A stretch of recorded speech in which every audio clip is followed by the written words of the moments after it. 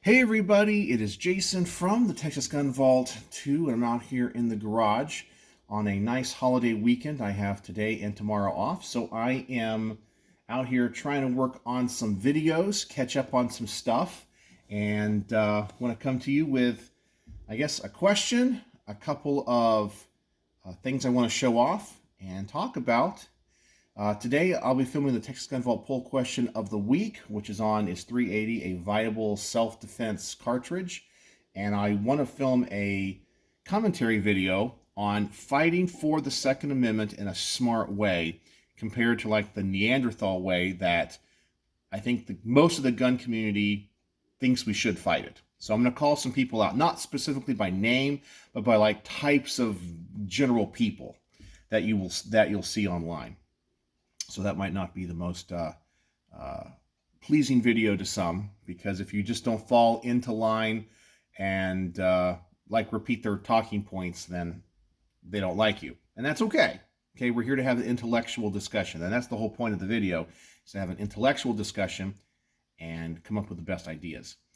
I think I said I have a sticker question.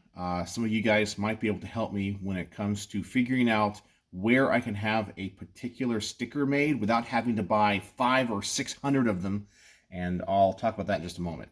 But I want to start with a sling mount for my Mk12 Mod 0.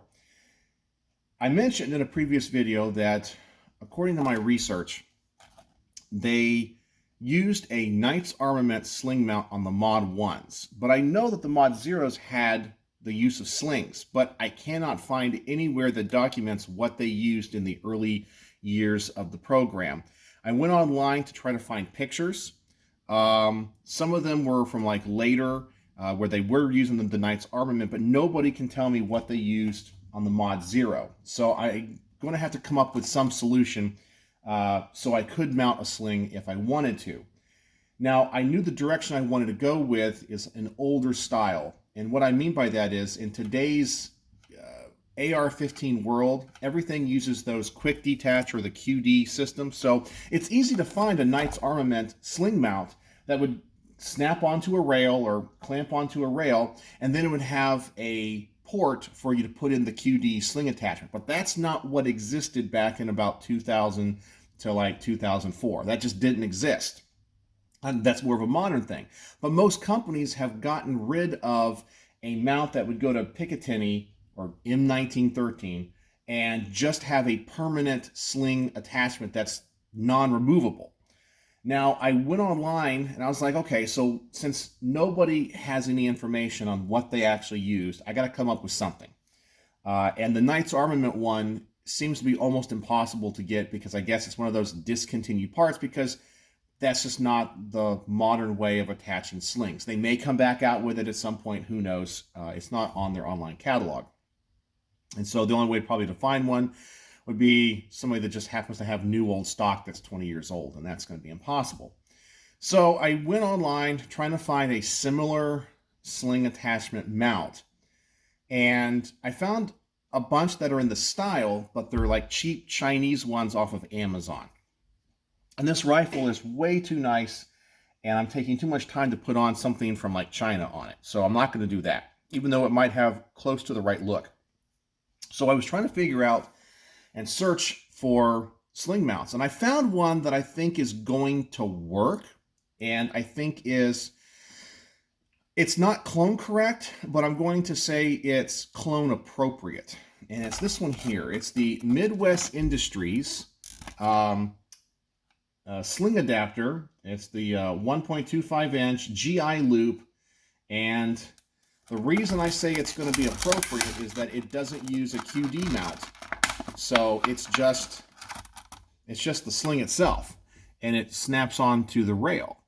So while this does not necessarily look like the Knight's Armament, it's in the style, in that it doesn't come off. You don't, have the loop on the sling, and then you could just push a little button and attach it. So I thought this would be the best way to go. Plus, Midwest Industries does supply parts to the U.S. military. Like, they make the handguards for the U.S. Air Force Aircrew Service Weapon. They have a cage code. So I'm like, they do provide stuff to the military. This is in the style of the sling mount.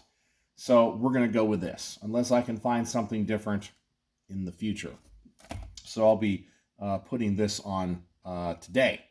And as soon as this video is over, I guess I got to get an Allen wrench and I'll put it up here. Let's talk about a sticker real fast. One of my subscribers who used to be, I guess, working with SOCOM, not sure if he was a Navy SEAL or not, but he has a lot of inside information on the Mark 12s, what they used, how they came. He sent me all this information, and it's great.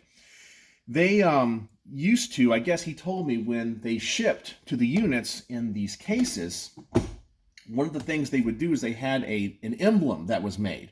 And it was kind of a culmination of the US SOCOM, which looks like this emblem with that, I guess, spear, and a couple of other things when it came to the SOP Mod program. It's this really cool looking logo.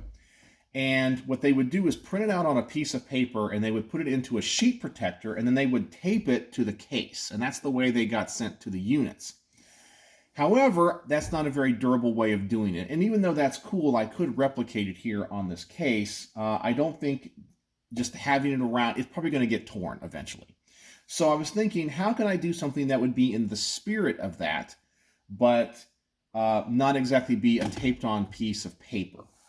So I went online to see if I can find anybody that made that logo in sticker form. And I have only found this sticker, which is the Special Operations logo, but no one makes that SOP Mod version of it. And I guess it's an oval logo. I have it. I can send it as a document. It's probably about this. What would that be, about like 4x6, I guess? It's like an oval. And I was curious if anybody knew how to make stickers, if I sent you the file, because I found people that could make stickers, but you got to order like 800 of them. And I don't need 800 stickers. I was thinking maybe like 10 or 20, just because it'd be cool to have and put on the case, and then maybe put on my safe, and then maybe give a couple away to people. But I just don't need 800, and I don't need to spend $100 on a sticker. So if anybody knows how to, or where I can just get a limited small batch number of stickers made if I sent them a file, let me know, because it has this really, really cool logo that I want to duplicate. And the person that sent this information, he said they used to have stickers of them, and he looked around, he couldn't find any. And so they were probably just special made for them. But I want to duplicate that. So if anybody knows, let me know. But I did buy these stickers for the cases, so I can have both. So this just says United States Special Operations Command. It's their logo. I'm going to put it right here on this. I kind of feel like it's in the spirit of what this is, and if I can ever get those other stickers made, I'll put that on the case as well. So that's the question I have for you, if you guys can help, because sometimes you guys really help guide me in certain directions. Like, hey, I need this. Where do I look? And you guys, oh yeah, this is how to do that. So you guys have a lot of knowledge. But it says I went online, found places that make stickers, and you can send them a logo and they'll do it. But like minimum order is like 800. I'm like, I don't need 800 stickers. That's a little bit excessive for what I need. So anyway, let me know what you guys think. And one more thing I want to talk about with this. I did finally get or was able to order, I haven't gotten it yet, the top scope ring tactical mount for the rail. So the only thing I need left now is the actual rail for the scope. So once I get that part in, I'll only need one more part, and then I'm, of course, waiting on the suppressor, and then this thing will be 100% complete. So that's what's going on. And I'm trying to think if there's anything else I want to talk about today. I don't think there is. Oh yeah, some people did not get my sarcasm in my last video where I was talking about the Mark 12 Mod 1 rail, where I was like, I don't know where I'm going to get one. And I was literally opening the rail like on camera, but acting like I'll never find one because they're so rare and hard to find, and I like show it in the camera. Some people were very nice, like, oh my gosh, if you're looking for that rail, go here, blah, blah, blah, contact this person. I'm like, I opened it on camera. So I am very sorry if my sarcastic remarks did not come across on camera correctly. So, but thank you for everybody that tried to help me find that, even though I already found one. So obviously I will be trying to slowly put together a mod 1 as well. So anyway, I think that's all I have for today as I get ready to film these videos. So hopefully you guys will like it. And I always appreciate you guys being here. Hope you guys are having a wonderful holiday weekend. And as always, thanks for watching.